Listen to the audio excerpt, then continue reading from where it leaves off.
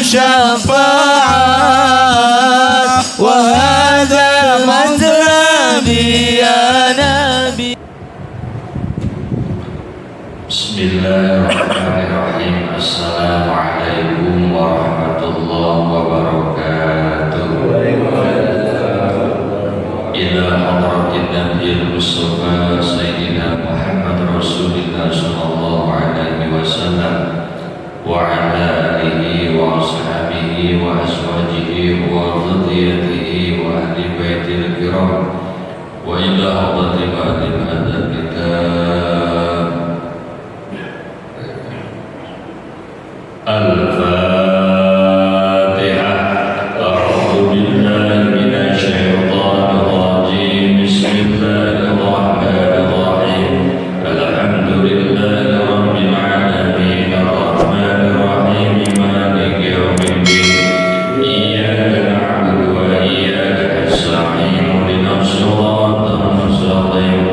Shiratal ladzina an'amta 'alaihim ghairil maghdubi 'alaihim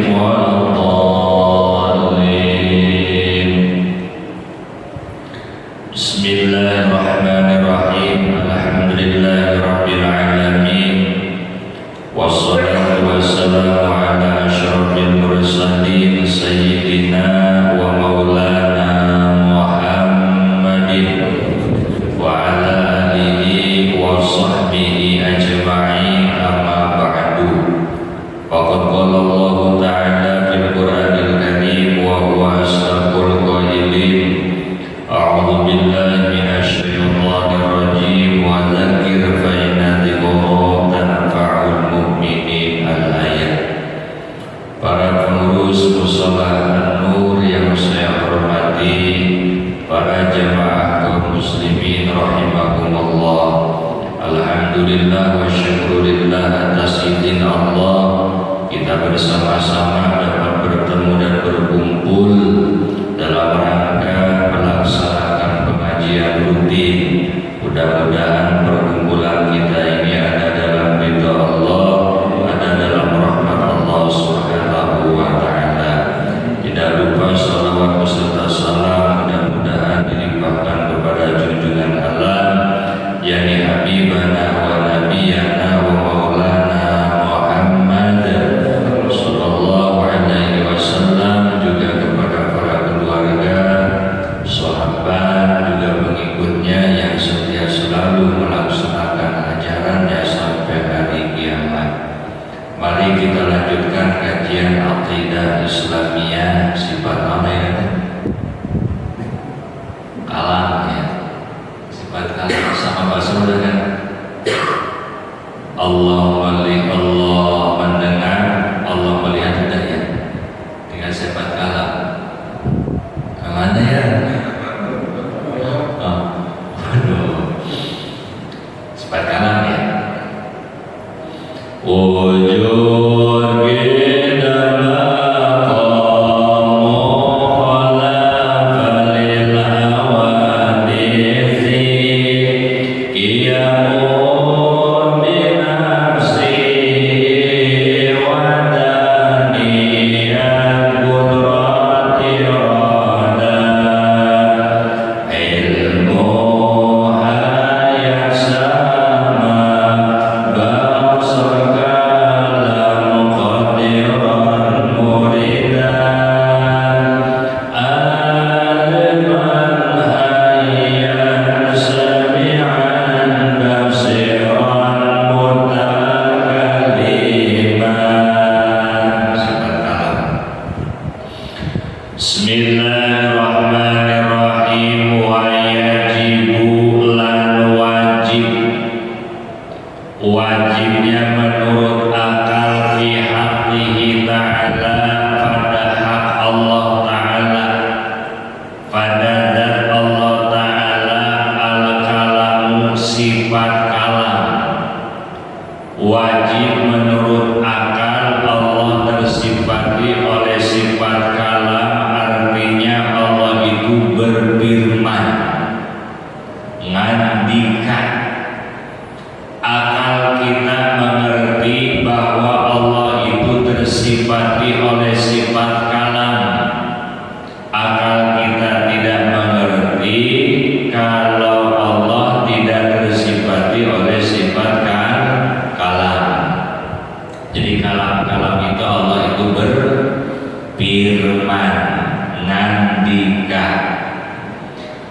Wa dan adapun itu sifat kalam sifatun qadimatun, sifat yang qadim, qadimatun bizatihi ta'ala, yang tetap kepada zat Allah subhanahu wa ta'ala.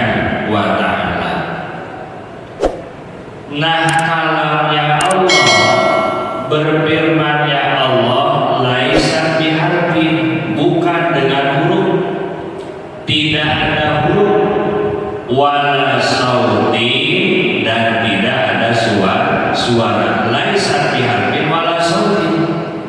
Jadi Allah berfirman, Allah ngendikan laisa biharfin wala sautin, tidak ada suara, tidak ada huruf. Wahya adapun itu kalam munazzahatun anil taqaddum, dibersihkan daripada terdahulu, wa ta'akhur dan akhir, wa anil i'rab, dibersihkan daripada i'rab, wal bina, dan dibersihkan daripada mabni, wa anis sukuti nafsi, dan dibersihkan daripada dia itu bangsa nafsi.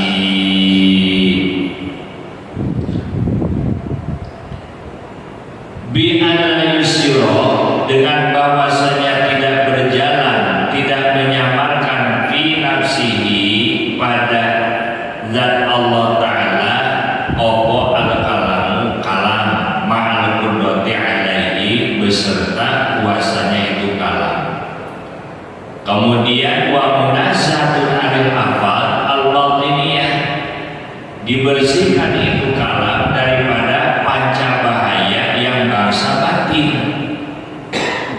Bi alla yaqdira, dengan bahwasanya tidak kuasa Allah ala dzalika, kepada itu kalam, kama fi halil kharsi, sebagaimana tingkahnya orang yang kharsu. Kharsu itu enggak mau itu, jadi dibersihkan daripada itu semua. Nah, kalam artinya berfirman. Sifat kalam di Allah berarti Allah berfirman, dan Allah berfirman tidak pernah berhenti, tidak ada awal serta tidak ada akhir. Firman-Nya Allah, kalamnya Allah berbeda dengan makhluk, tidak bersuara, tidak berhuruf. Adapun memahami firman Allah yang tanpa suara, tanpa huruf, seperti malaikat Jibril dan malaikat lainnya, adalah pengertian langsung yang diberikan Allah kepada mereka secara khusus.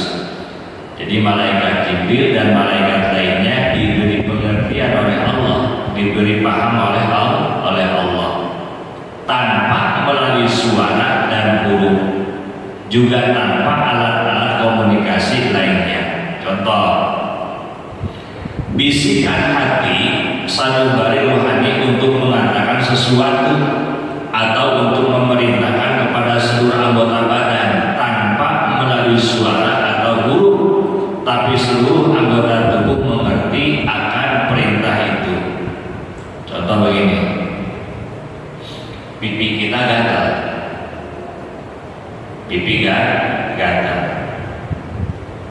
Jadi si hati seakan-akan memerintah kepada tangan, seakan-akan begini, tangan, tuh si pipi tuh gatal, garukin, digarukin. Nah, ini tenggorokan haus banget nih, minum, kaki jalan, tangan ambil gelas, tapi tidak ngomong, gitu. Jadi langsung ngerti tanpa adanya ucapan dan suara. Jadi gitu.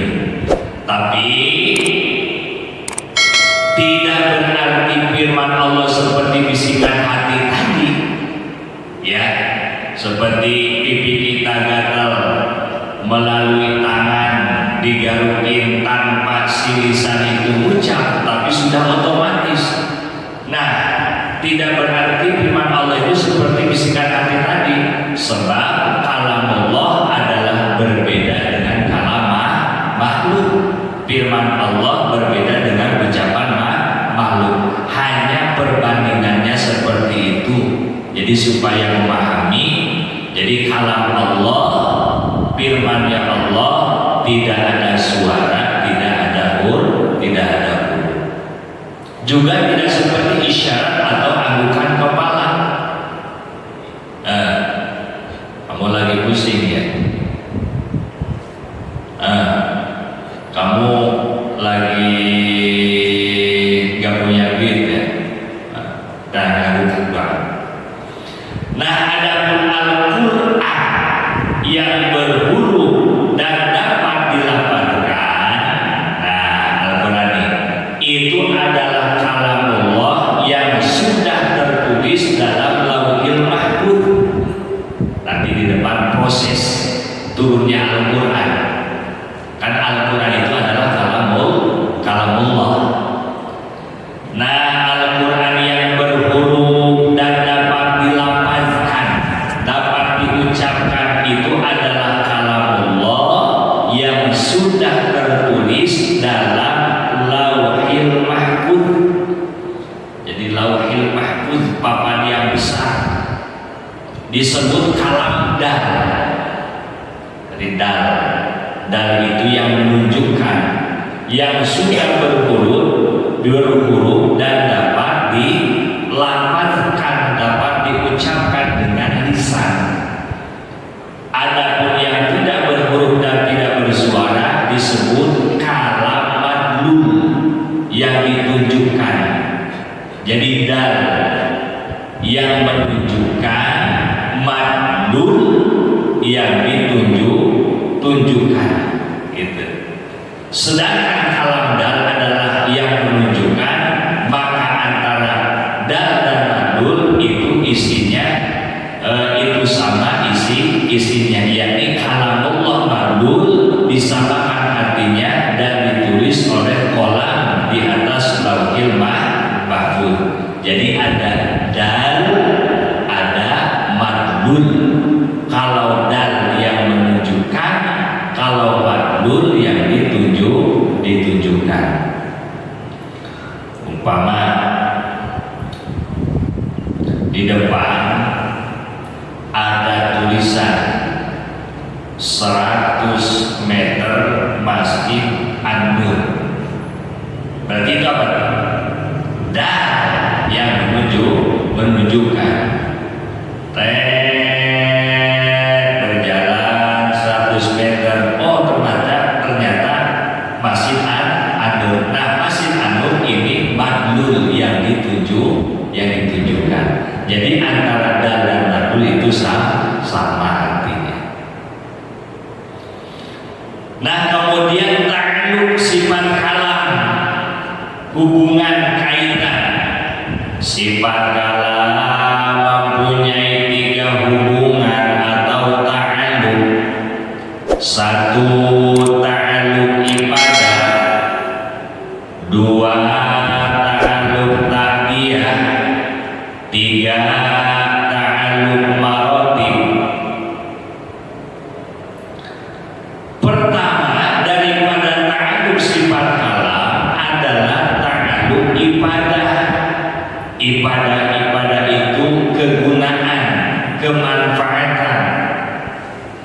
Kegunaan sifat kalam adalah dilalah. Apa itu dilalah? Petunjuk.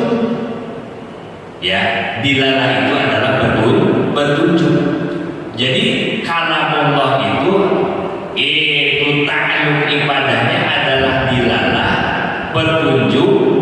Allah Subhanahu wa taala memberi petunjuk kepada makhluknya dengan firman-Nya. Nanti firman Allah itu ada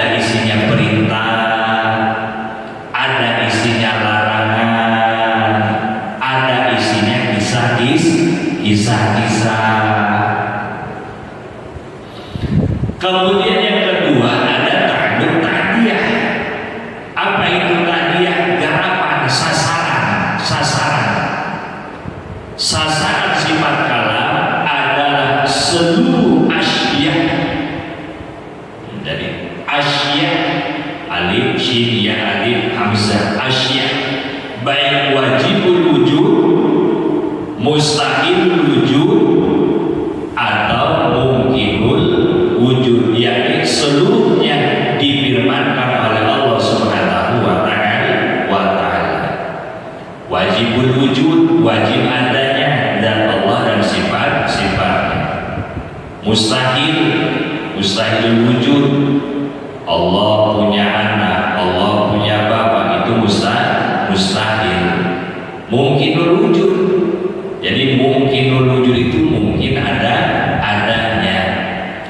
Nanti siang mungkin hujan, mungkin tidak. Jadi yang namanya mungkin itu adalah mayasiru fil abdi wujuduhu wa adamu, perkara yang besar menurut akal adanya dan ketiadaannya itu adalah mungkin. Nah, jadi ta'alluq ta'diyah atau sasaran daripada sifat kalam adalah seluruh asya, baik yang wajibul wujud, mustahil, atau yang mungkinul wujud, itu semuanya difirmankan oleh Allah Subhanahu wa Ta'ala. Kemudian yang ketiga ada ta'alluq maratib, jadi tingkatan-tingkatan. Satu, tanjizi qadim, dua, suluhi qadim, tiga, tanjizi hadis. Pertama, tanjizi qadim, tanjizi kontak, yakni firman Allah selain amar dan nahi yang tidak ada awal. Amar itu kan perintah, kalau nahi itu larangan. Nah, firman Allah selain daripada itu isinya itu perintah dan larangan yang tidak ada awalnya, itu tanjizi qadim. Kemudian yang kedua, suluhi qadim, jadi suluh itu kepatutan, kepantasan, kemampuan Allah, kemampuan Allah untuk memerintah dan melarang sebelum makhluknya itu berada, dan sebelum perintah dan larangan tersebut disampaikan, itu suluhi qadim. Jadi kelayakan, kepatutan itu Allah Subhanahu wa Ta'ala mampu untuk memerintah dan melarang sebelum makhluk itu diadakan oleh Allah Subhanahu wa Ta'ala. Jadi sebelum perintah dan larangan itu disampaikan, Allah itu kuasa, ya, mana itu yang diperintahkan dan mana yang dilarang. Allah kuasa untuk memerintah dan melarang sebelum makhluk itu diadakan oleh Allah Subhanahu wa Ta'ala. Itu di suluhi qadim. Kemudian yang ketiga, tanjizi hadis. Tanjizi firman Allah yang isinya perintah dan larangan. Berarti ini makhluk itu setelah ada yang diperintahkan atau yang dilarang, siapa? Yaitu makhluk. Jadi firman Allah yang isinya perintah dan larangan setelah ada yang diperintahkan dan yang dilarang. Berarti setelah ada yang diperintah yang dilarang, berarti siapa? Makhluk.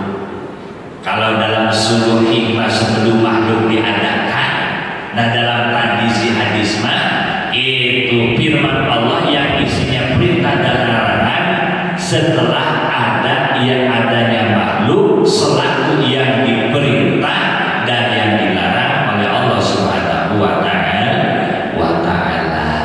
Nah, jadi ta'allul maratib daripada sifat kalam ada 3. Tanjisi qadim, suluhi qadim, kemudian tanjisi hadis. Nah, kemudian di sifat kalam perlawanan sebagaimana wajib diiktikadkan, wajib diyakini bahwa Allah berfirman, maka wajib diiktikadkan pula kebalikan, yaitu mustahil Allah tidak berfirman.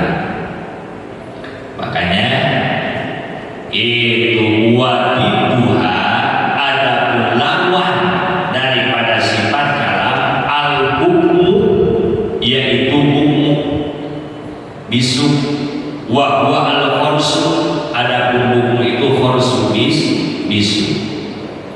Allah berfirman wajib menurut akal, maka mustahil Allah tidak berfirman bisu.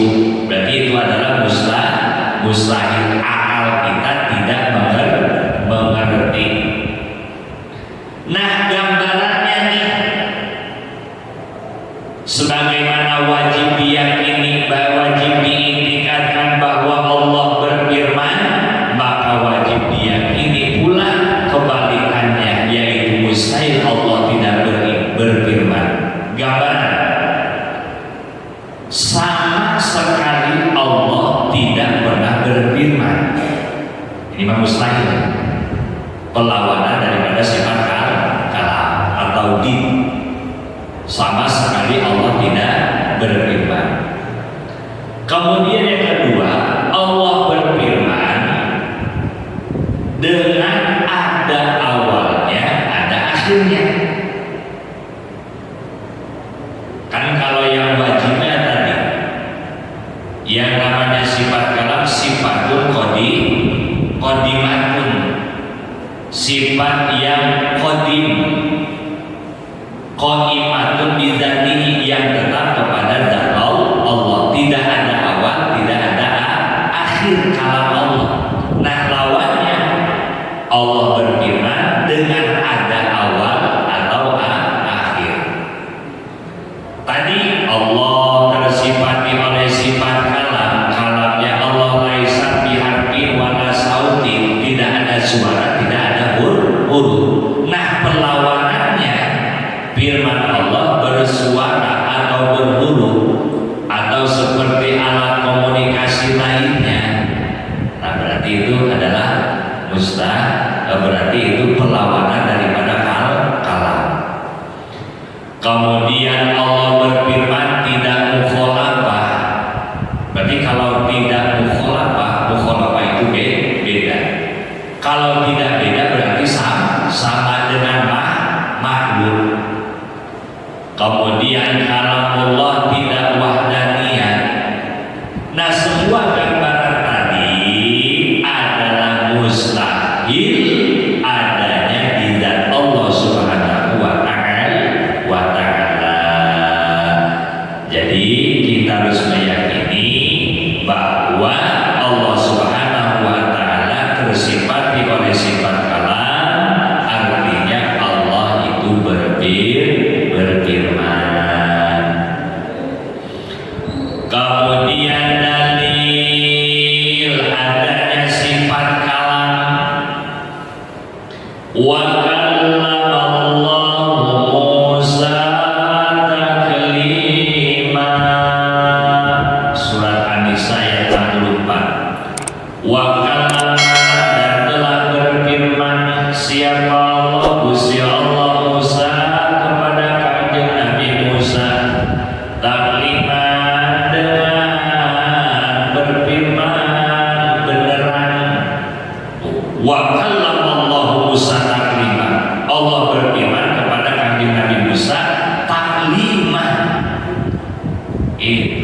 Allah telah berbicara kepada kami Nabi Musa secara langsung. Maksudnya gimana? Azzalallah, Allah menghilangkan anhu kepada kami Nabi Musa al-hijab, kepada penghalang, wa asma'u al-kalam al-qadim, Allah memberi dengar kepada kami Nabi Musa terhadap kalam Allah yang qadim.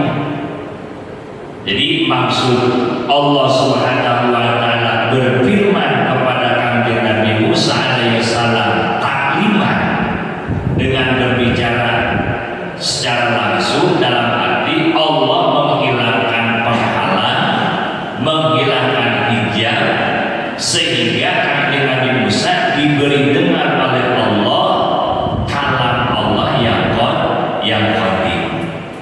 Summa a'ada alaihi, kemudian Allah mengembalikan kepada kami Nabi Musa al-hijab, kepada hijab atau penghalang.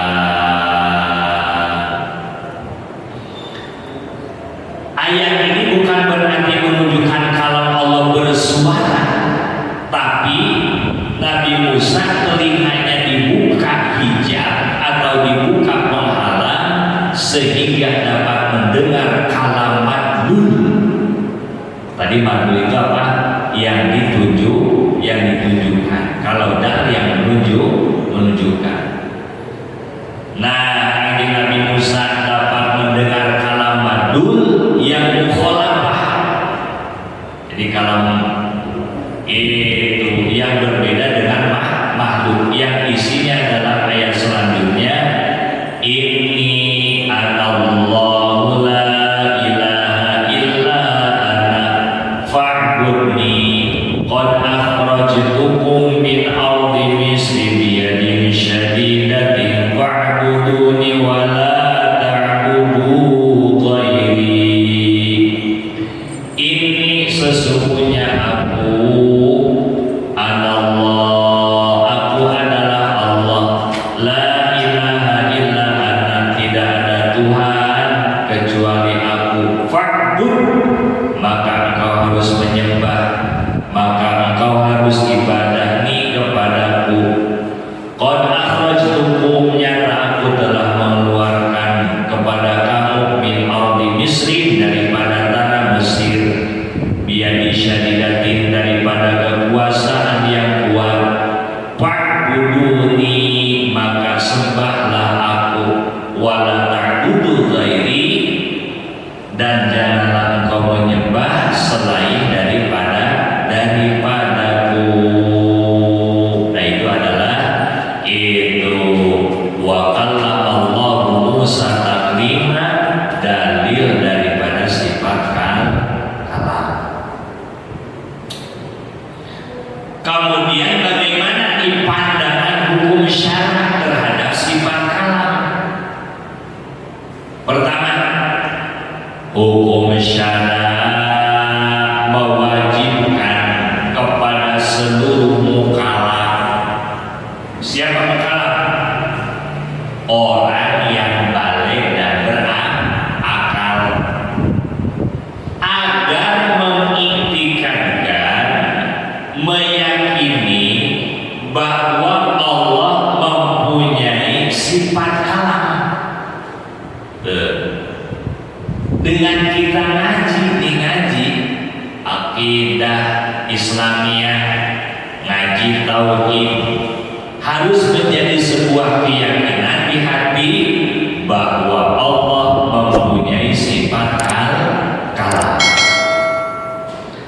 Apa jaminannya, apa garansinya? Sah imannya dan akan mendapat pahala. Bagi orang yang mengiktikannya, jadi imannya akan sah kalau dia itu